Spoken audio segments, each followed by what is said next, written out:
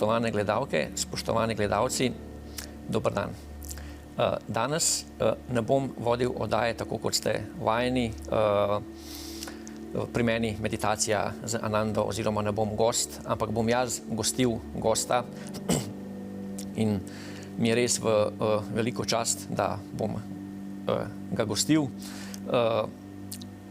Je veliko stvari, ki cenim pri današnjem gostu, ampak bi izpostavil eno, in to je patriotizem, domoljubje. Ni veliko ljudi, ki so domoljubi, ponavadi se ta ljubezen v bistvu, bom rekel, ustavi pri družini, pri nekaterih pa iz družine gre, bom rekel, na vas, na mesto in na celo domovino in potem še mogoče čez meje. Moj gost ni samo, pod navednicami samo, patriot, ker patriot je velika zadeva, je tudi magister farmacije, numizmatik, zbiralec starega orožja, starih listin in drugih zgodovinskih stvari. Izdal je tudi kar nekaj knjig, med drugim je izdal knjigo, ki bomo danes omenili, Kozmetika iz rastlin. In pa v bistvu, kar je mene tako pozitivno presenetilo, kar nisem vedel o njemu, sem prebral zadnji mesec, prejšnji mesec, je, da se tudi že več kot 30 let ukvarja z parapsihologijo, tako da tudi o tem bomo danes nekaj povedali. Tako da moj današnji gost je gospod Zmago Jelinčič Plemeniti. Dober dan. Dober dan, dober dan. Prvo vprašanje, kako ste? V redu. Zdaj malo počivam, ker nisem več v politiki. Ukvarjam se z lepšimi stvarmi, kot je politika. In pa poskušam do neke mere odriniti to dogajanje na stran. Ko bo čas, bom pa spet zdrav. Aha, super. V bistvu bi vas na začetku vprašal, ker nisem še zasledil, me zanima, kakšno je bilo vaše otroštvo v bistvu. A ste imeli lepo otroštvo, ali mogoče kakšne spomine imate, težko, lepo otroštvo, spomini na otroštvo mogoče? Jaz imam lepe spomine na otroštvo. Zdaj, jaz sem se rodil v Mariboru, ampak smo se hitro preselili v Ljubljano in sem pravzaprav rasel v Ljubljani. Ampak v tistem obdobju, ko sem v šolo hodil, recimo v Ljubljani, je bilo najlepše, ko sem šel na počitnice k babici v Zgornje Radvanje. Tam je bilo krasno in to je bilo tako lepo, kot tega nikoli več ne bo. Namreč takrat smo se igrali zunaj, jabolko si pobral na tleh, pa si ga malo podrgnil ob hlače, pa si ga pojedel. Danes hočejo imeti vse sterilno, pa ne vem kakšno, zato pa ni čudno, da je toliko bolanih otrok. In ni bil problem, če si bil žejn, če je bila tamkajšnja luža, tudi iz luže smo vodo pili, pa ni bil noben bolan. In predvsem pa zdravo smo jedli. Jedli smo običajne zdrave stvari, brez špricanja, brez insekticidov, pesticidov, raznih dodatkov in podobnega. In pa odnosi so bili drugačni. Danes jaz ne vidim, da bi se otroci takole v gručah igrali pa podili za žogo, ne vem, razen mogoče v vrtcu, kaj pa sem, ali pa na kakšnem šolskem igrišču. Ni tistega popoldanskega, bi rekel, veselja, ki smo ga mi imeli, pa tudi družine so bile drugače narejene. Danes se dela cel dan, to je grozljivo. Prevzeli smo nek zahodni, kapitalistični, napredni sistem, da se ne dela recimo od 7 do 2, pa potem prost čas za družino in za otroke, ampak smo vzeli tisto, začneš do 9, potem delaš, kaj jaz vem, do 4, potem imaš 1 uro pauze, potem pa še 2 uri. To je namerno je narejeno. To je na Zahodu namerno bilo narejeno, da se razbije družina, da družina ni več pomembna, ampak da je najbolj pomembno okolje, kjer ti delaš in se pol povezuješ s svojimi sodelavci, namesto, da bi se povezoval z družino in pa z otroki. Tako da takrat je bilo drugače in je bilo fino, res je bilo fajn.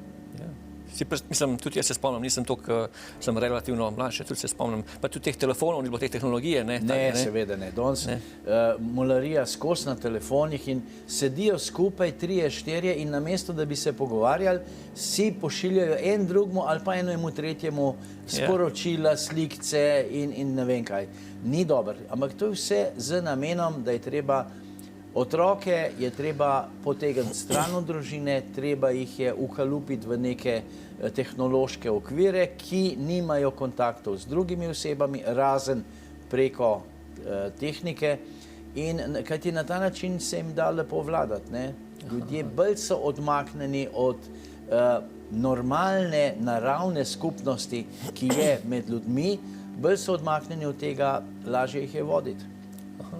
Se pravi, da bi to nekdo namerno delal, v bistvu, da bi manipuliral z ljudmi. V bistvu, ne? Tako. To je zdaj tudi ta novi šolski sistemi, ki se kažejo, da so zgrešeni, ta permisivna vzgoja, ki tudi dovoljuje otrokom, da so nad učitelji, da so nad ravnatelji in da če je kaj narobe, takoj priletijo starši z odvetnikom, z ne vem kom še vse. Jaz se spomnim takrat, v mojih mladih letih si tudi kakšno klofuto dobo od učitelja, če si šel čez rob, ne, pa ni bilo nič hudega. Ja, pa ko si doma prišel, ti pa še fotor dal eno ali pa dve. In je bil red in si ubogal in si tudi ubogal nadrejenega, ne, mislim, tistega, ki je bil odgovoren zate in si razumel, da mora biti ena hierarhija, da ne more otrok biti tisti, ki določa, kaj se bo dogajalo v družini ali pa v svetu, ampak da je treba poslušati starejše, starše, tiste, ki nekaj vedo, ki imajo že nekaj izkušenj. Danes tega ni več. Če ni drugače, je takoj socialna služba. Če otroku malo preveč na glas rečeš, ti že reče, ja, te bom tožil in te centri za socialno delo, namesto da bi vzgajali močne družine, to rušijo še dodatno. Skratka, s tistimi časi ne da se primerjati. Bilo je bistveno bolj, nismo imeli vsega, nismo imeli banan na vsakem... Je bilo notranjega miru. Tako, nismo imeli na vsakem koraku banane, pa pomaranče, pa ne vem koga vse, ampak nismo imeli tudi tega nezdravega čipsa, teh nezdravih pijač, Coca-Cole, McDonald'sa. Te svinari ni bilo takrat. Pa smo zrasli taki, kot smo, bistveno bolj zdravi, kot so te otroci danes. Definitivno se strinjam. V bistvu zdaj me zanima, ko sem pač omenil na začetku ta patriotizem, domoljubje, kdaj ste to začutili, oziroma kdaj je to z vami raslo, ali mogoče, ko ste vstopili v politiko, kdaj ste začutili to, v bistvu to domoljubje do Slovenije, do države? Kako je? To so mi v bistvu privzgojili že starši in stari starši. Moji starši so bili vsi na partizanski strani. Mama moja je konec vojne dočakala v Ravensbrücku, babica tudi v Ravensbrücku, stric je bil v Dachavu in vsi smo bili na pravi strani. Tako da to je raslo z menoj in raslo je tako, kot je rasla tudi takratna država.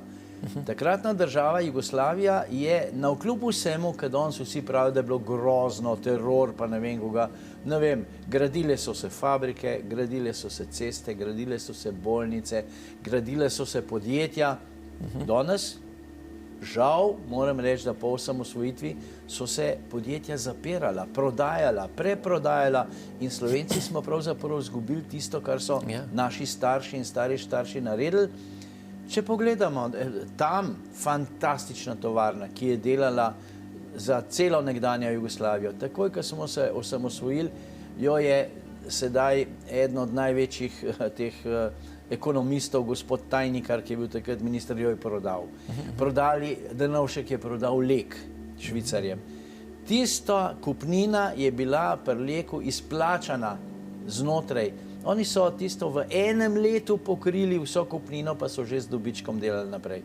Edino še Krka je ostala. V Ajdovščini so Srbi kupili Fruktal in to dela. In polno takih čudnih zadev je. No in v tistem cajtu smo pa videli, vedno se je nekaj naredilo. Vse res je bila tudi propaganda, logično, vedno je in povsod je propaganda. da se je zgradila nova tovarna, da se je odprl most, da so ne vem koga naredili in tako naprej. In je šlo na boljš. In v primerjavi z Evropo tistega časa, Jugoslavija je zelo hitro ujela tisti nivo evropejsko in smo bili tam. Ne? In vedno je bila pa pri meni ta prva Slovenija. Ne? Tudi v šolah smo se učili o Karantaniji, o knezu Samu in tako naprej. Danes ne vem, če sploh omenjajo v šolah kaj takega. Ne? In to je raslo in bili smo ponosni, da smo bili Slovenci. In znotraj nekdanje Jugoslavije smo bili Slovenci nekaj več. Vedno smo bili nekaj več in tudi ostali deli takratne države so nas jemali kot nekaj več, nekaj boljšega, po katerem se je treba zgledovati. No in seveda potem se je pa počasi začela zadeva malo spreminjati, začele so se znotraj države neka prerivanja in tako in to ono tretje. Potem se je videlo, da se iz Slovenije ogromno denarja pošilja dol na jug, predvsem na Kosovo, za nerazvite, ne? In ti nerazviti so črpali ta denar in seveda človek je počasi postajal še bolj patriot, bi rekel. Ne?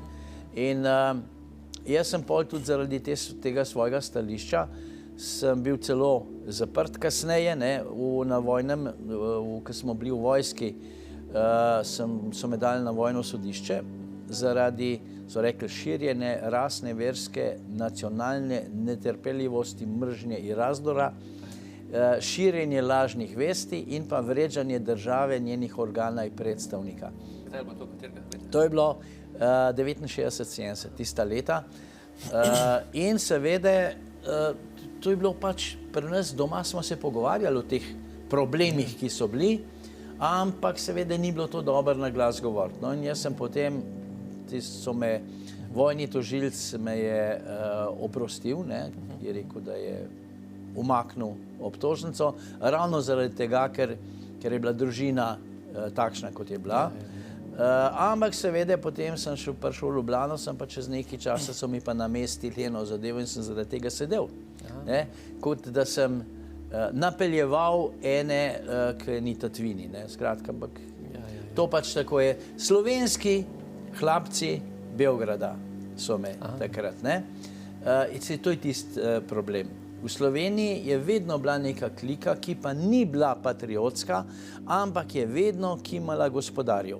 Pa so kimali gospodarjev v Avstro-Ogrski monarhiji, pa so kimali v Kraljevini Jugoslaviji, Beogradu, pa ko so prišli okupatorji, je marsikdo kimal ali Nemcem, ali Italijanom, ali Madžarom, ali pa Hrvatom, ki so tudi en del ozemlja nam vzeli.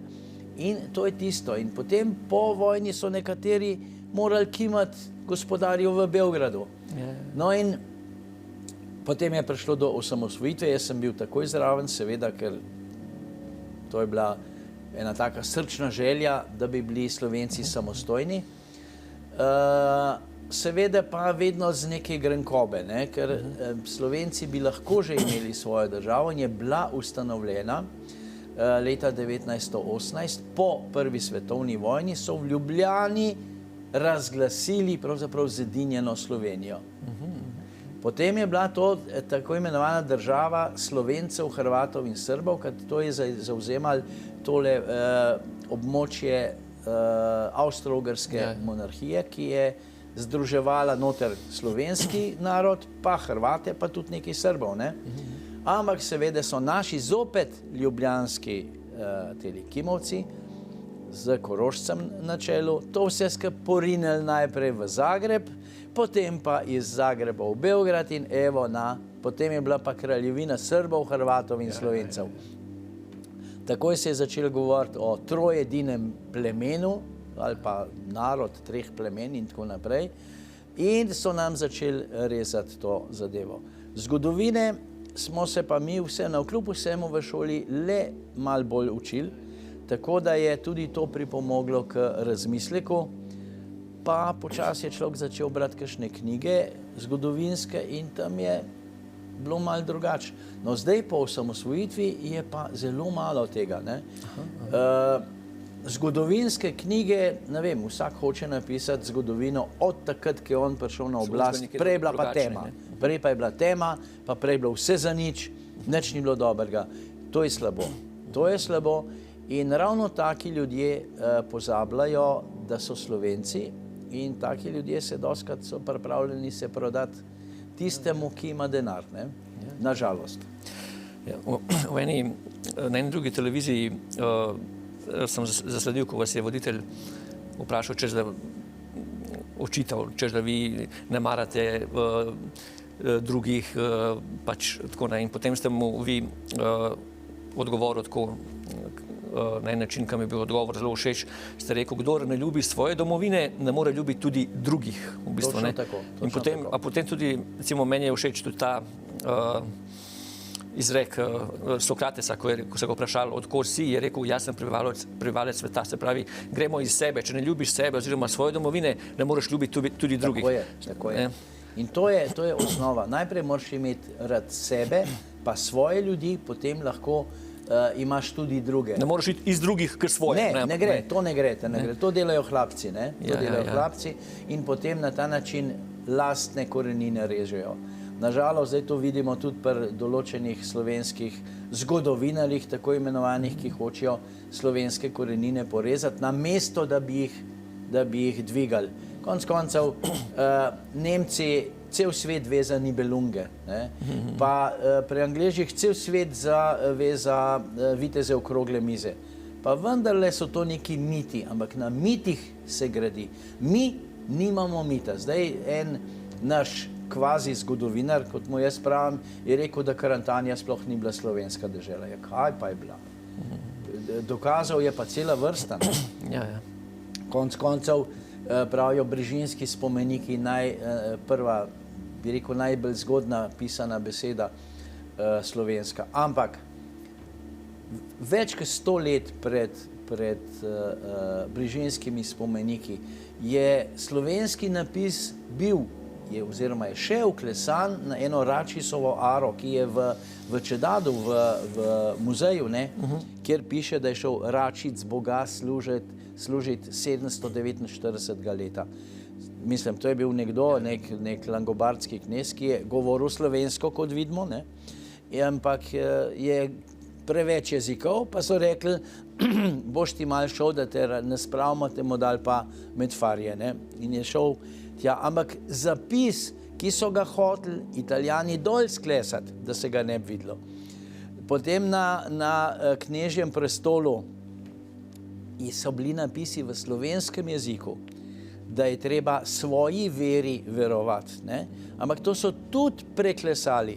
Zanimivo je, da je celo ena avstrijska knjiga iz leta 1909 leta ta napis napisali so to, ampak seveda naši so najhujši. Mi smo največji sovražniki samih sebe. In tudi recimo partizani so ta prestol in pa Knežji kamen, to je bilo na našem ozemlju. Pa je prišla komanda iz Beograda, da se morajo umakniti in prepustiti to Avstrijcem. Tako, kot je bila komanda, da se pusti Gorica pa Trst Italijanom, ne? Potem se je pa delala enako, kar v 50-ih letih, ko so bile demonstracije, Trst je naš, gremo na Trst. V bistvu je vse bila farsa, ki je bila vnaprej dogovorjena, kaj se bo dogajalo in vnaprej so vedeli, da se nič ne bo zgodilo, da jugoslovanska vojska ne bo udarila čez in tako naprej. Skratka, to počasi leze ven, kar je žalostno, ne? Žalostno. Je pa še bolj žalostno to, da naši ljudje ne berejo zgodovine, jih ne zanima. In najbolj me boli, ko slišim kakšne mlade ljudi, ki rečejo, jaz sem Evropejc. Evropejc, bodi najprej Slovenc, bodi najprej to, kar si, potem pa boš lahko.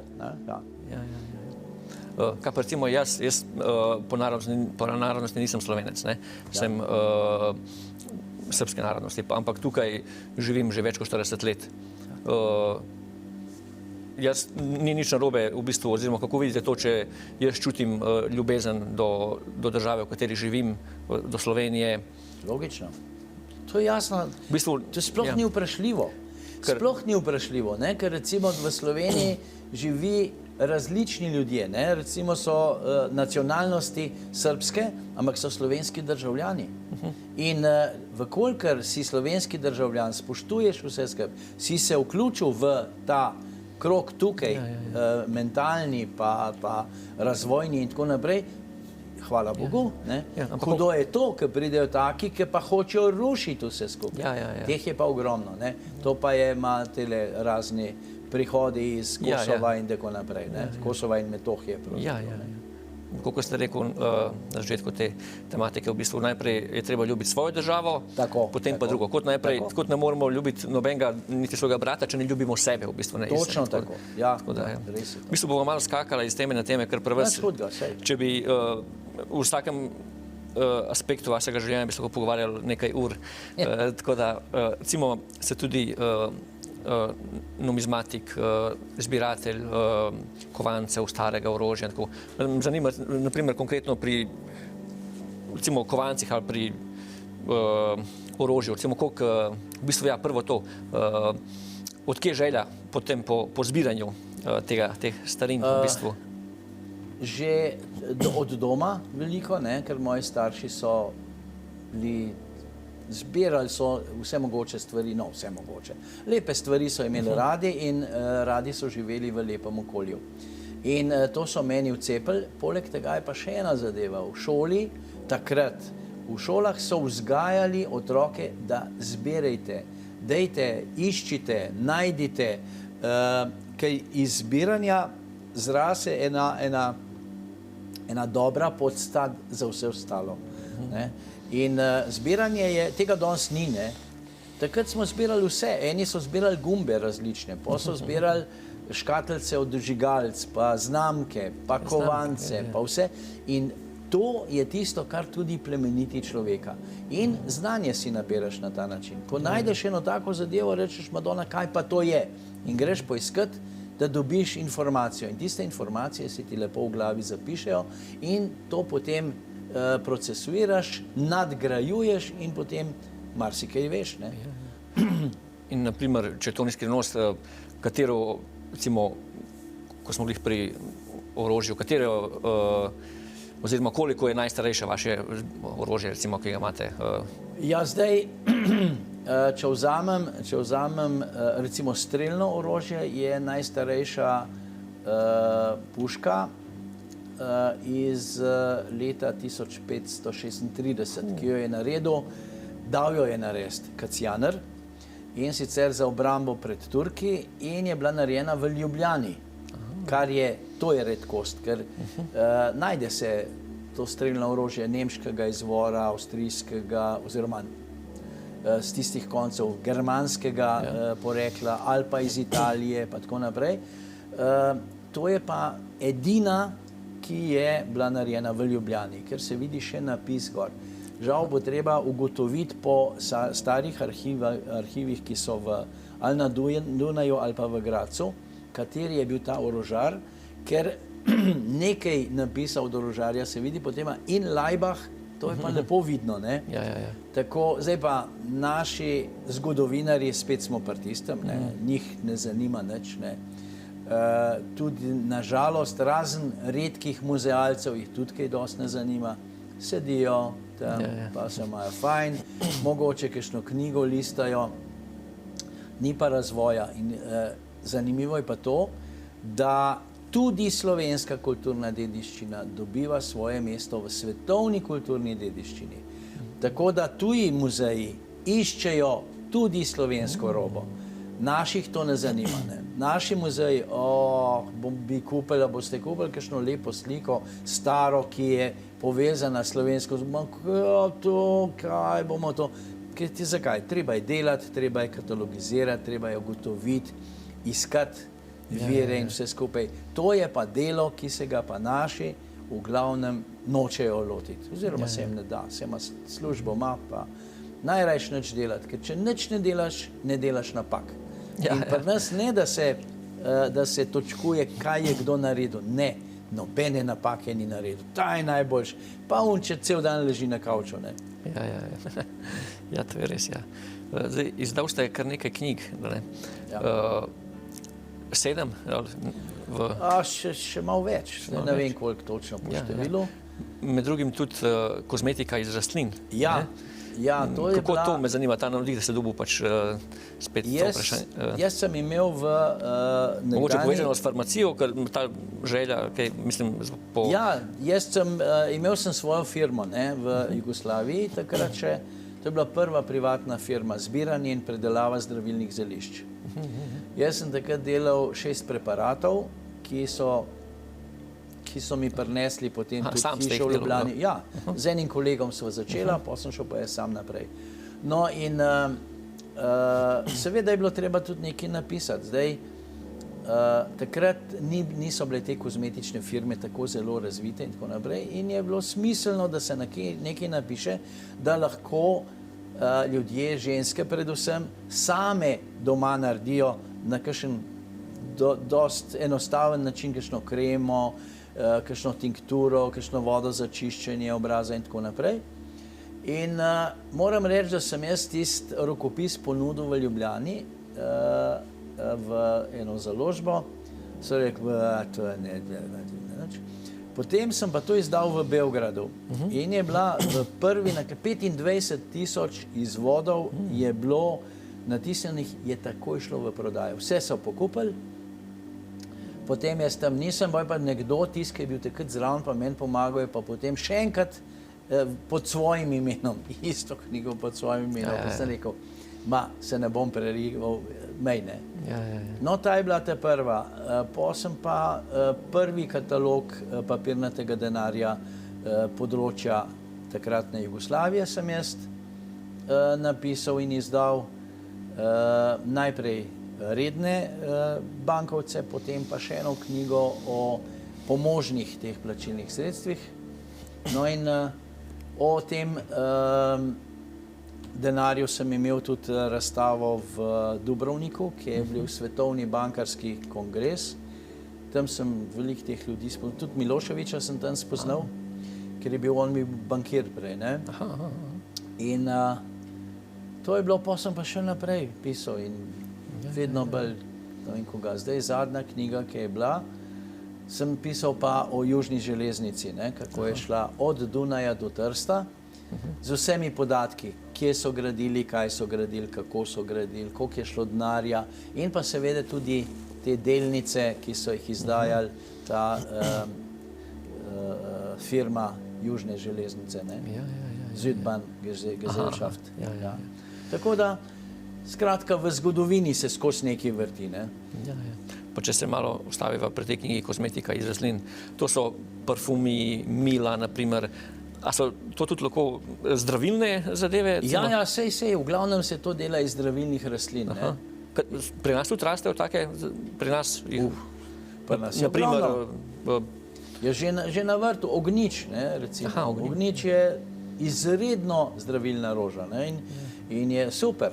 Ampak danes...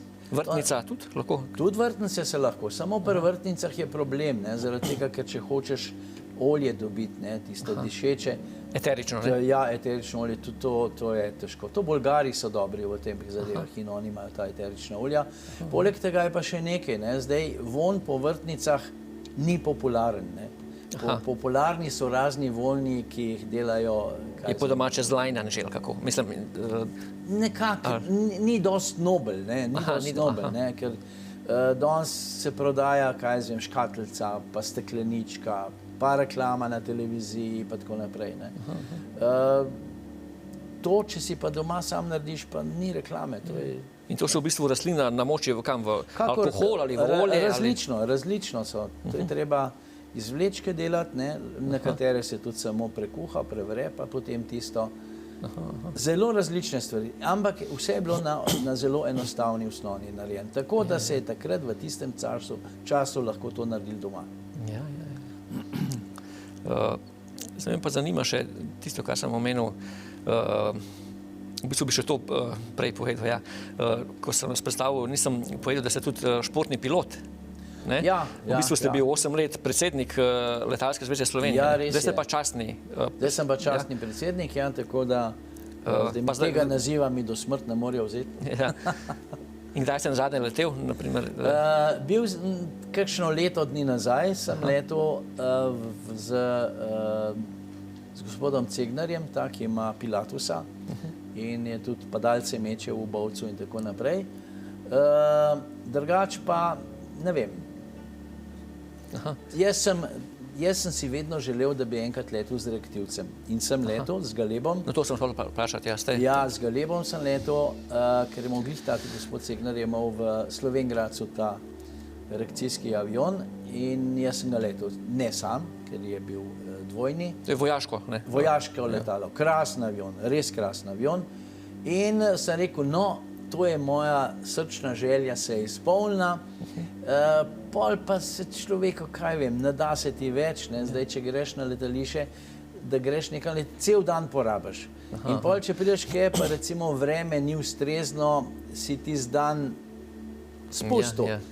Zdaj, včasih se je dalo tako narediti, da sem priletel, pa je bilo, ampak v glavnem pa tudi tale politična moja delovanje je bilo tako, skozi sem bil v parlamentu več ali manj. Ogromno sem bil v parlamentu. 20 let, ne? Konstantno, ne? Ja, od 92. leta naprej, ne? Do 2011, 2012, nekaj tam. Ja, potem pa ven, pa spet not, pa zdaj sem spet ven, pa bomo videli, kaj bo naprej. Pa boste spet not. Ja, bomo videli. In kakšen je občutek v bistvu, ko se leti s tem vojaškim avionom? To je koliko? 700 na uro, 800 na uro, koliko gre to? Ja. A ste to pilotiral, a ste bil kopilot ali kako? Ja, kopilot sem bil, ne, zaradi tega, ker moral bi imeti licenco za to letalo, pa nisem imel, ne, ker je treba za vsak tip aviona imeti dodatni izpit, pa potem licenco. Drugače potno letala ste pa sam pilotiral, ne? Ja, tisti pa sam, ja. In sem tudi, takrat sem bil še mlad, pa malo neumen, ne. Jaz sem tudi pod mostom na Krku, ki je tisti most spodaj leto, ne. Ja, in sem pristal, v Lošinju sem takrat, iz Lošinja sem letel, sem pristal s cestno 152 in sam pristal sem je že prišel upravnik letališča, a si ti mogoče letel pod mostom? Sem rekel, ja, nič ne vem. A je kdo videl, a je kdo povedal, kakšna oznaka aviona je bila? Ne, to pa niso povedali. A je to prepovedano ali kako? Ja, seveda, jasno, to je. Da smeš, ne. Pa tudi izziv, mislim, to ne more po mojem glih vsak pilot, mislim, ja, jaz mislim, da ne. Sej je hec, ne, ker jaz najprej, ki sem se čez vozil z avtom, so tista oba loka sta velika, ne, zdaj prostora, ma pokaj si v avionu, jebem ti že pa krtko nekako, sej je dosti prostora, ampak občutek je tak malo tesnen. Ja, tak čuden, ne. Recimo zdaj ne bi šel, ne. Ja. Dobro, ste še, kolikor vidim, vitalen, pa tako da, mogoče še. Ja. Zdaj me pa zanima v bistvu to, kar sem pred parimi dnevi v bistvu prebral o vas, da ste se tudi v bistvu ali se še zmeraj z parapsihologijo ukvarjate že več kot 30 let. Ja, jaz sem bil še, ko smo bili v Jugoslaviji, sem bil jaz član Royal Society of Psychical Research v Londonu. To je bila ena fantastična združba, bi rekel, in smo se ukvarjali z marsičem. Mi smo tudi delali poskuse z telekinezo, se pravi... Se pravi, to je premikanje predmetov nadaljavo? Ja, v bistvu z močjo volje, ne? Z močjo volje, z močjo misli. In smo prišli do zanimivih rezultatov. Jaz moral bi imeti nekje še en posnetek, ko smo delali s študenti preizkuse in smo ugotovili, da lahko dejansko premikajo stvari. Dobar, mi smo imeli v Petrijevi tej posodi, smo imeli noter... Ste bil priča temu dogodku? Ja. Smo imeli tak križ, ki je bil pomočen v barvo in v tekočini, alkoholni. Recimo smo dali noter in potem so, seveda šipa, da ni mogel pihati kdo ali pa kaj takega, ampak je roke in je se s koncentracijo dejansko je prišlo do tega, da se je začelo vrteti. Se je začel vrteti. Zdaj, ko smo prišli do tega, je zraven iz tega tako imenovanega vzhodnega bloka je bil še en Madžar, dr. Egeli, ki je bil, mislim, da je bil na Madžarskem v Budimpešti inštitut za uporabno fiziko ali nekaj takega. No, ker smo prišli do tega, da je približno okrog 40% študentov imelo to zmožnost, so pol Angleži rekli, da ne bomo delali, naj od vas so ven vrgli, po domače rečen, ne, ker smo bili kakor vzhodni blok, pa da ne bi bilo kaj. Ker takrat smo tudi debatirali in razmišljali o teh zadevah, ki se danes uporabljajo. Danes Američani in Rusi pa še toliko bolj. Pa se to skriva, mogoče prikriva? Ja, v glavnem se skriva, vsake toliko časa pride kakšna taka zadeva na plano. Zakaj pa prikrivajo to, naprimer, take nadnaravne sposobnosti? Zakaj imajo... Sej niso nadnaravne.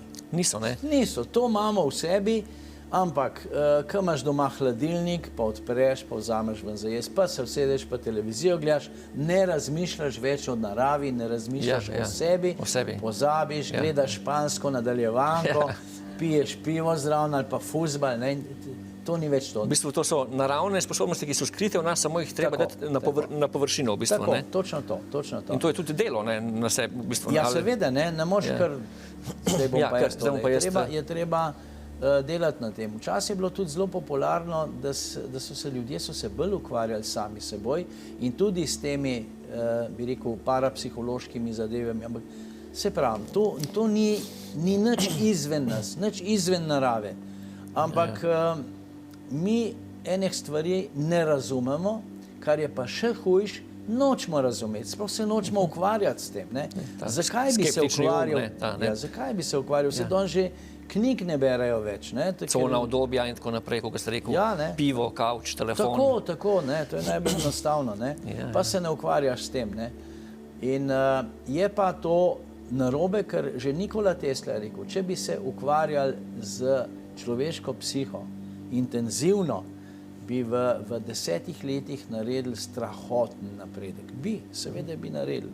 Da je tistih, kaj zvem, možganov deluje enih 5%, 6, 7 recimo, ne, pri kakšnem še 1%, ne. Če bi ostali del možganov zbudili, da bi delovalo, ampak 80% je neke, bi rekel, temne lise noter, iz katere marsikaj bi naredili, ne. In to se zdaj poskuse se dela, o teh poskusih se je tiho. Potem se je šlo tudi na delovanje elektromagnetnih valov, ne, na možganske potenciale, pa na to, kaj bo človek naredil, pa predvsem na stimuliranje določenih občutij, ne. In to že imajo taka orožja, da za določeno frekvenco delujejo na ljudi, da recimo, da jih zagrabi strahoten strah. Psihokineza, ne, recimo. Tako, ne. In to se tudi že uporablja, ne. To je zdaj tudi, pred kratkim so celo Rusi rekli, da tudi na določenih segmentih v Ukrajini to uporabljajo in tudi ukrajinski vojaki so rekli, da je to. Ampak to je kar potihnilo, ne, v tem. Težko je tudi komu pojasniti, ne. Pa reče, to so čarovnice, ne. Ni, no, to je narava. Pred 200 leti je bila strela, kva je bila, Bog se krega, ne. So rekla, ne. Zdaj vemo, da je to.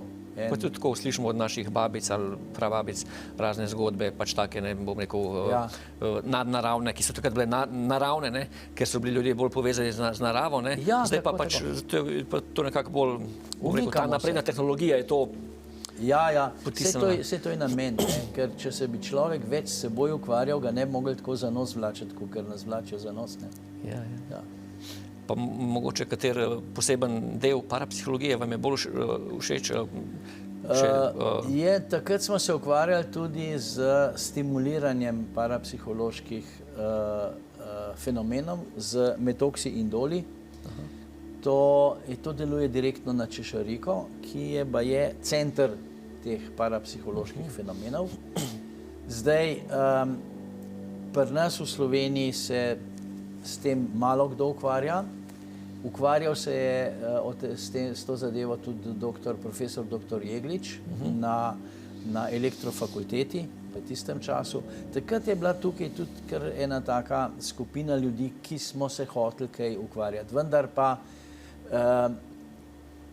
kako sploh po osamosvojitvi, kako boš ti nekega ministra, ki ima neustrezno ali nedovoljšno ali kakršnokoli izobrazbo prepričal, da je to smiselno in pametno, pa da bo dal denar za to, to ni. Slovenija pada na tem področju, mi izgubljamo, potencijale izgubljamo, pametni grejo ven, pri nas se gremo v šolah, se gremo to čim več pik nabrati, pike nabereš tako, da učiteljem v rit lezeš, ne? Potem dobiš petice, s peticami najboljši učenci grejo recimo na medicinsko fakulteto in pol dobiš eno zbirko piflarjev. Ne dobiš tiste, ki so recimo povprečni v šoli, ampak je možgani delajo, pa širino imajo, pa razmišljajo malo drugače. Ne? Iz piflarjev ne dobiš kaj dosti, ne? To imaš boljše une, ampak ne, vzamejo tiste, ki imajo največje ocene. In na ta način dobimo ene idiote, ne, ki jim gre tako kot nekateri zdravniki. Briga jih pacient. Zanima jih, koliko bo zaslužil. Ja, vem ti, što pa ne gre, ne? No, ko ste lih omenil zdaj to pri zdravnikih, v bistvu zdaj dosti ljudi je izgubili svojega osebnega zdravnika. A mislite, da bo še kdaj, koliko je bilo mogoče, ne vem, 3-4 leta nazaj, ali bo... Je to dobro, kar se zdaj dogaja, ali ni dobro? Ne, ni dobro. Jaz se bojim, da se vse skupaj se sesuva. Prvo, kar bi morali narediti, bi morali prekiniti z uravnilovko. To, da vsi zdravniki imajo plačo tako, kar jo imajo. Tisti zdravniki, ki so uspešni, bi morali imeti več. Ki več delajo, bi morali dobiti več. Zdaj jaz poznam primere, ko razni zdravniki hodijo na dopuste, že tako recimo, pa recimo nekateri, ki so ob istem času dežurni na več recimo zdravstvenih domovih in tako naprej. Pa pride do tega, da ima en zdravnik ali pa direktno zdravstvenega doma 20 000 evrov plače. Odkot pa? Predsednik države jih ima pa 4. Kam smo prišli? Kam smo prišli? Poleg tega tudi odgovornost zdravnikov. Zdravnik mora biti odgovoren za svojega pacienta. Najlažje mu je reči, ja, kaj pa vemo, veste, ne vemo, pa dejmo to probati. Usedi se s pacientom, predvsem ga poslušaj, kaj je, potem mu pa svetuj. Če ti ne veš, pokliči še kakšnega zraven. Da ni samo številka pacienta. Seveda, ne. Zdaj, družinski zdravniki so silno pomemben segment. Je pa tako, da to ne nosi denarja, ne. In zdaj Hipokratova prisega pri nekaterih bi bila bolj kjera druga, kakšna finančna prisega, bolj v prvem planu, kot pa Hipokratova. Tako da se bojim, da bo prišlo do velikega sesutja. Mladi zdravniki bežijo v tujino, medicinska fakulteta zopet omejuje vpis. Jaz sploh ne bi imel sprejemcev, jaz bi odprl, vpiši se na medicinsko fakulteto, tisti, ki želiš študirati medicino. V prvem letniku bi odpadlo vse tisto, kar je šlo na medicino, zato, ker se jim je Nobel zdel. V drugem letniku bi se pa spucalo in tisto, kar bi šlo naprej, bi bili kvalitetni zdravniki in Slovenija in Slovenija ne bi rabila uvažati zdravnikov, ne vemo tako. Pa tudi en hec, recimo dijaki, ki so naredili srednjo medicinsko šolo, se ne morejo upisati na medicinsko fakulteto. Zakaj pa ne? Pa so imeli anatomijo, fiziologijo, vse to so že imeli, poznajo zadeve. Veliko bolj kot nekdo, ki je prišel direktno frišno iz gimnazije tja noter. To je čudno. Pri nas je to zelo, zelo čudno. To je, medicinska fakulteta je ustvarila nek klan, ki sam sebe gnoji, bi rekel. In potem prihajajo noter žlahte, sinovi, hčerke, nečakinje in tako naprej. In potem ni to rečeno, da je to najboljše. Zato pa imamo izborne zdravnike, nekatere, ki jih pol pobaše tujina. Potem imamo pa celo kupico takih, ki medicino jemljajo kot to, da je on v bistvu direktni namestnik Boga na zemlji in pa, da bom fajn imel, da se bom zaslužil, pa da mi bo rekel, gospod doktor. Ja. Žal. Ja. Je pa tudi to, ne, da je kar narobe, da pri nas tudi vsakdo, ki ga zaboli en prst na nogi, leti na urgenco. To bi morali tudi spucati, tudi tam bi se ščistilo, ampak bi rekel tako, če pride nekdo za tako brezvezno zadevo tja, plačaj, ne?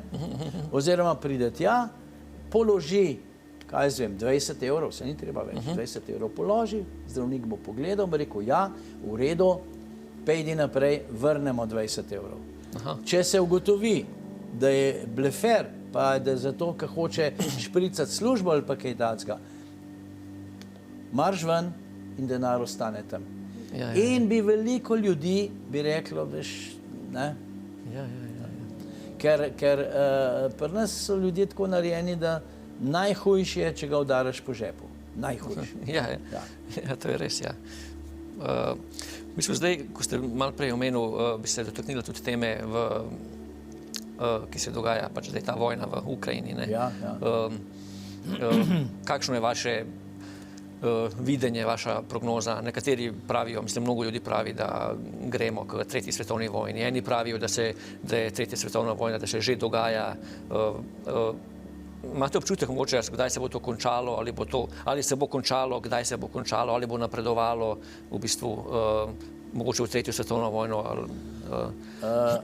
Druga svetovna vojna se je začela z eskalacijo Nemčije na Poljsko na 39. leta. In tudi takrat se še ni vedelo, kako se bo to razvilo, razširilo in tako naprej. Zdaj, ta zadeva, to so v Ukrajini sproducirali Američani. To je bil njihov projekt, tako kot so Sirijo uničili, tako kot so Libijo uničili, tako kot so Irak uničili, tako kot so Afganistan uničili. Grejo tja, kjer bojo kaj pobrali. Ogromno, govorijo, da ogromne površine Ukrajine so ameriške firme že pokupile. Namreč hrana je zelo pomembna stvar. In tista polja, tisto žito bo zdaj ameriško žito. Ne? Po drugi strani je pa tako. Krim nikoli ni bil ukrajinski. Krim je bil ruski. Leta 1954 ga je Hruščov, ki je bil Ukrajinc, brez sklepa Sovjeta v Moskvi, je šenkal Ukrajini. Ne? Tako da in so Rusi samo nazaj šli. Oni so se odločili, da grejo nazaj v okvir matične domovine. Odstotek ljudi, ki je glasoval na referendumu, da se vrnejo v okvir Rusije oziroma Ruske federacije, je bil bistveno večji, kot je bil odstotek naših za samostojnost Slovenije. Bistveno večji. Potem, če pogledamo obe tele Donbas pa Lugansk, ne, to sta bili dve republiki, ki sta po razpadu Sovjetske zveze, ki je naredil Gorbačov, ki je prodal Sovjetsko zvezo, pa Jelcin, ki je še bolj uničil vse skupaj, enostavno so jih Ukrajinci pobasali. To so bili ruske province in rusko so govorili. In Putin se je dogovarjal, dajmo se zmeniti. V bistvu Gorbačov, prostite, imel en dogovor, da se NATO ne širi, ampak ni imel pisnega, ali kako? Samo ustni dogovor? Ne? Ti dogovori so vsi zabeleženi v sporazumih. Ja, vse je. No in ti dve republiki, to so jih Ukrajinci kar pobasali. Ampak to so ruske republike. Oni so se sami odločili, da grejo nazaj. Še posebej, ker je Ukrajina, Zelenski, po tistem Majdanu 2014. leta, je začel kar bombardirati obe te republiki. In toliko, 8 let. Pa je bil sporazum Minsk 1, pa je bil sporazum Minsk 2, pa se jih niso držali. Zato, ker je imel Zelenski zadaj Ameriko. Amerika seveda, ona pa kupčuje. Ne? Amerika je največji trgovec z orožjem, pa pravzaprav najbolj teroristična zadeva. To zdaj sami Američani že govorijo. Zdaj pa šel en posnetek ven, ki je eden direktno na najbolj prominentni ameriški televiziji to direktno. Pa so ga zrezali najbrž? Ne, ga niso. Ne vem, mogoče so ga pol, ampak tako šlo je okrog. Ne? In Američani vse delajo predvsem čez Nemčijo. Oni so še zmeri, Nemčija je še zmeri okupirana. Rusi so se iz vzhodnega dela umaknili, vsi so šli ven, pustili so mehanizacijo, orožje, vse tam in so šli. Američani so ostali. Oni imajo vedno močnejše baze tam v zahodni Nemčiji in seveda dirigirajo. Dirigirajo, kaj se sme in kaj se ne sme. Zato je moral ta Scholz leteti v Ameriko, da mu je Biden rekel, takoj daj tanke. Ja, bom dal. Tako kakšni naši politiki včasih proti Beogradu, ali pa zdaj proti Ameriki, se ni dosti boljši, ali pa proti Evropski uniji, ki samo kimajo. Noben od naših se ne upa reči, fantje, ne bomo se šli. Tako kot Orban, jaz moram skrbeti za svojo domovino, za svoje ljudi, ne pa da Evropejce morati lezemo. Kaj pa hrvaški predsednik ima tudi take izjave? Milanoviću vsaka čast klobuk dol. On je povedal, fantje, mi se ne gremo. Hrvaška je moja domovina in jaz bom za mojo domovino stal. In ne bomo dali vojakov, da bojo padali po raznih frontah za ameriške interese. In ne bomo se zamerili nekomu, s katerim nič nimamo. Hrvaška ni v vojni z Rusijo in zato ne govorite mi, tako kot von der Leyenova reče, ja, Evropa se bojuje proti Rusiji. Kaj? Ali pa ona nemška zunanja ministrica, pa ona prejšnja obrambna ministrica. Kaj se mi bojujemo? Amerika, NATO se bojuje proti Rusiji. In jaz se bojim, da ne bo šlo tako mirno skozi. Razen, če se bojo razne vlade, tudi kakšne druge, ne samo Madžarska, da bojo rekli, pa Hrvatje tudi. Bolgarija mogoče že zdaj, ali ne? Ja, zdaj bojo neke volitve, zamenjali bojo vse skupaj. Bomo videli. Šele, ko bo več teh držav rekli, veste kaj, hvala lepa, mi bi morali reči, Slovenija je neutralna država. Fertik. Avstrija je neutralna, a je kaj slabega? Ne, je ni. In ne bo pošiljala nobenih tankov v Ukrajino. Mi smo morali, med prvimi smo poslali tiste tanke, ki verjetno so tako že vsi sesuti, ampak sramota. Ma kaj se gremo, kaj se mi petljamo tam noter? Naši ljudje so lačni. Naši ljudje nimajo zdravnika, naši ljudje imajo problem pri penzijah, naši ljudje bojo plačevali elektriko več, naši ljudje bojo plin dražji plačevali. Spet smo tukaj poskrbeti za naše v bistvu. Tako. Ampak mi bomo unim urit lezli, pa bomo dajali. Zdaj tudi neka medicinska pomoč. A ja, medicinska pomoč v Ukrajino, prvič bojo pol pokradli, pa razprodali, tako kot delajo, zakaj pa našim ljudem ne? Dajmo raj svoje ljudi oskrbeti. Zato, da bomo lepi, pa da nam bo nek Zelenski ploskal. Zelenski niti ne ve, kje je Slovenija, pa njemu dol visi, kje je Slovenija. Njega zanima lasten interes, pa čist nič drugega. In to, če nadaljujem, bojim se, da bo prišlo do eskalacije.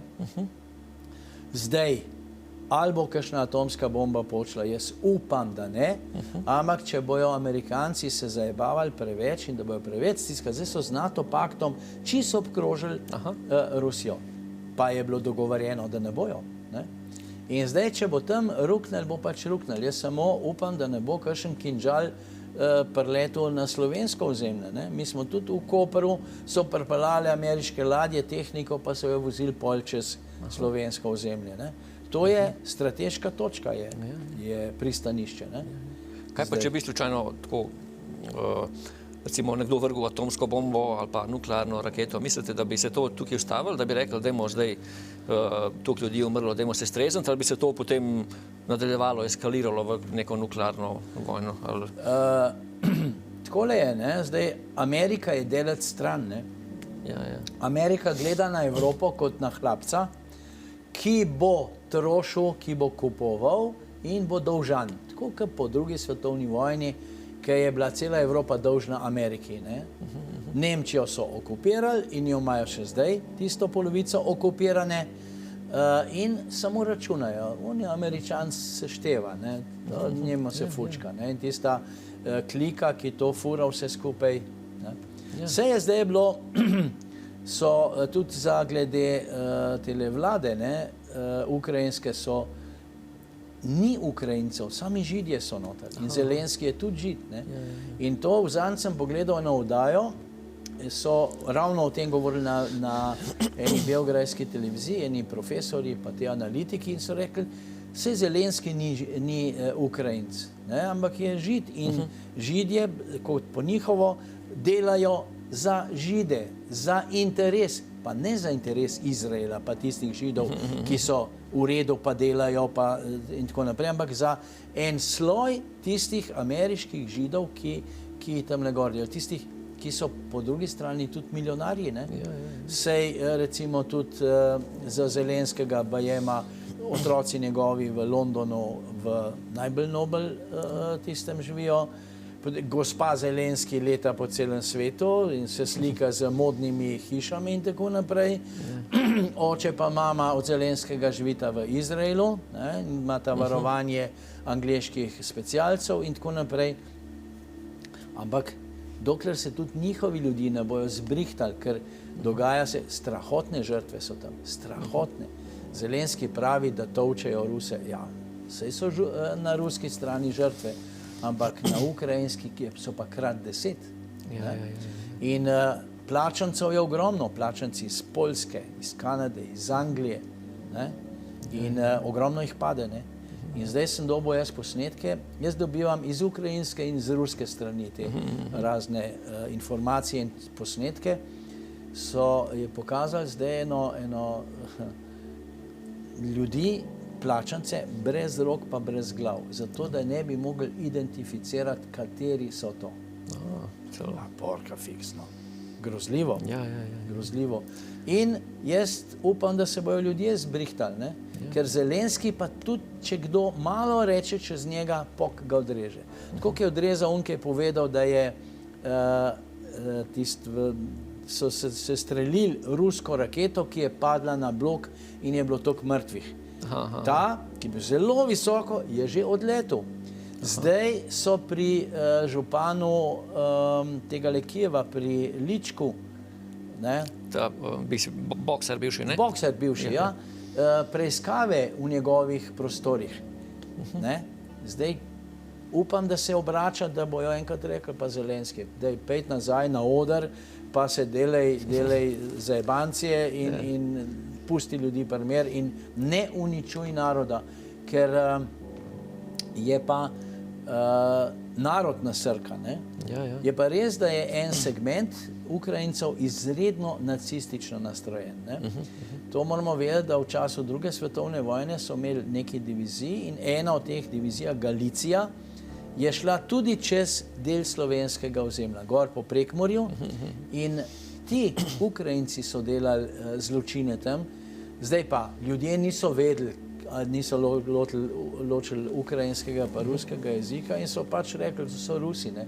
Rusi so jih pa pol osvobodili, ker so te kozake pa tele Ukrajince potovkali, zato imajo ruski vojaki spomenik v Murski Soboti. In v Sloveniji imaš pa ene idiote, ki pravijo, ja, Rusi so to delali. Zato, ker spet smo tam, ne poznajo zgodovine, ne berejo knjig, največ, kar preberejo, naslove od Slovenskih novic. Pa slikco. Pa konc. Pa konc, ne? Pol je že, tudi če hočeš članek do konca prebrati, da boš videl, da morda piše nekaj drugega, kakor naslov. Naslov je narejen zato, da se prodaja časopis. Ja, seveda, ja. Ne? Ampak ne, tis ni več važen. In na ta način zgubljamo eno mentalno bit lastnega naroda. Intelektualni nivo se je v zadnjih 30 letih v Sloveniji znižal. Znižal. To tudi Hrvatje. Hrvatje so delali analize in testirali. So rekli, da se je zelo znižal. V Sloveniji tudi, samo v Sloveniji ne vem, če lahko sploh na glas poveš. Noben tega nič ne reče. Ne? Ker ne zadržimo lastne, v bistvu. Ja, ne, vedno. Ne? Ker zakaj? Sej to je permisivna vzgoja, ki jo je Gaber pripeljal, je naredila to, zdaj je najbolj pomembna LGBT, pa to, ki je zdaj ven prišlo, da kako se rit liže, pa take stvari, ne? In ta človek je minister. Kako vas motim, ni par dni nazaj uzakonjeno to, da se lahko poročajo pa posvojijo. Ja, pa posvojijo. Mislim, to je noro. V Švici so rekli ne. Švica je normalna država. Rečejo, imamo moškega pa žensko. Fertik. Tlele pri nas bi že, ne vem, koga smo poje, pa se ve, tale FDV, ne? FDV. Pol pa celotna slovenska vlada v bistvu sedanja. To je noro. Ja, kam bomo pa prišli? In zdaj noben ne meče kocko v parlament, pa nobeni ne krožijo tam okrog uni, ki s polno ritijo na biciklih pravzaprav, ne? Če tako vzamemo. Ne? Upokojenci so bili v zuni, ker imajo slabe pokojnine, nobenega od unih biciklistov ni bilo zraven, da bi rekli, ja, res je. Ne. Upam, da bo čim prej mir zavladal na svetu. Slabo kaže, ne kaže dobro. Ne? Jaz mislim, da bojo Rusi najprej zavzeli še tisti del do Odese, da bojo cel obmorski del zagrabili, pa bom pa videl, pa se bojo pogovarjali. Vse je bilo zdaj objavljeno, švicarski časopis je objavil, da so bili odposlanci od Bidna v Moskvi in so ponujali, da bi Rusi ne obdržali 20% Ukrajine, pa da bi ostalo pa pustili. Seveda sta demantirala je to in Moskva in Washington. Ampak to ni objavil en naš časopis, to ni neka Jana objavila, ampak je en švicarski resen časopis. Ne? Jasno, da bojo obojni rekli, ne, ni res. Ampak bili so tam, pogovarjali so se o čem, verjetno ne, kako se šah igrali. Za konec bi vas še vprašal, mogoče osebno vprašanje, kako preživljate dni, ste več v Ljubljani ali tudi, ste tudi na obali zdaj, ne, v Kopru ali kako? Zdaj sem na poti, malo v Ljubljani, malo na morju. Tam je več sonca. Ja. Tukaj v Ljubljani je še hčerka moja, Aleksija Iris, hodi v drugi letnik srednje šole, tako da sva med dva skupaj, starejša je v Belgiji, študira slikarstvo. To je sproščeno, ne? Ja, več ali manj, ne? Ampak zanimivo, ker sva bila v šolskem sistemu, ne? Na umetniški šoli, v Križankah v Ljubljani. Veste, kjer predmet mislite, da je najbolj pomemben? Matematika. Kaj matematika dela na umetniški šoli? Recimo pri modnem oblikovanju. Kaj ima matematika za delati? Neki integrali pa odvodi, pa lepo vas prosim. Ampak ne, to je spet trend uničiti. Če je kdo talent, recimo za... Naravni talent za modo, ga je treba, grdo rečeno, sfukati. Dobesedno tako, da ja ne bi bil kaj. Bodimo povprečni, še rajš pa podpovprečni. In potem so neke zafrustrirane učiteljice tam, one so pa carice, ne, in pol dela, kar hoče. In v tem primeru, če ima pa zaslombo od kakšnih takih, če so v ta pravi politični stranki, pa nič ne moreš. In ne vem, včasih je bilo drugače, res je bilo drugače. Pa so bili učitelji spoštovani, pa učiteljski poklic je bil spoštovan. In v tujini, recimo na Nizozemskem, ne more biti vsak učitelj, pa tudi na Zahodu. Ne, moraš imeti kvalitete, moraš se znati obnašati in moraš otrokom razlagati. Pri nas pa ne, nekaj da napiše, naučite se doma. Doma se ne naučimo, koga? A ne, starši bomo namesto učitelja. Šola je zato, da te uči, in da ti razloži. In če en otrok ne zna, mu je treba 5-krat ali pa 10-krat razložiti. To je dolžnost učitelja. Ne pa, da komi čaka, da bojo počitnice in potem se nekdo, ki že 15 let uči isto snov, se mora 2 meseca pripravljati za naslednji letnik. Ja, prav je upanje, zadnje umre, upamo na boljše čase. Upajmo, ja. Bilo mi je v zadovoljstvo gostiti vas na naši televiziji ETV. Upam, da še kdaj pridete. Vam, drage gledalke in gledalci, pa lep dan in nasvidenje.